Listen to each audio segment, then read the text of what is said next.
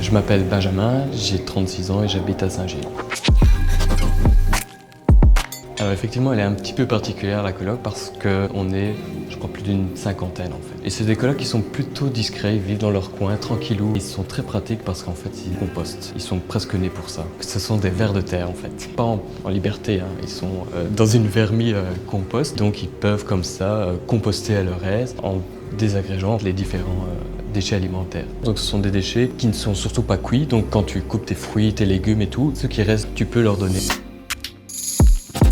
Le premier étage, on vient déposer les déchets alimentaires. Les différentes étapes, c'est un petit peu la dégradation du déchet organique. Pour terminer avec le dernier étage, où on retrouve en fait le compost mûr. Donc c'est le compost qu'on peut utiliser par exemple pour les plantes. Pour pouvoir composter chez moi, ça me permettait également d'avoir un sac plastique en moins. Et surtout, ça prend très peu de place dans un appartement. Si on ne souhaite pas avoir de vers de terre ou une vermie, il y a l'alternative du fût au jardin. Ce qui est important, c'est d'avoir un équilibre entre la matière humide et la matière sèche. La matière humide, ce sont les déchets alimentaires et la matière sèche, c'est plutôt les branchages. Donc l'idée, c'est de trouver un juste équilibre pour créer des conditions optimales au fût. J'ai eu un couple de pigeons en fait qui a élu domicile derrière la vermie. C'est pas très pratique quand tu dois vider ta vermie. C'était 2 colocs en trop.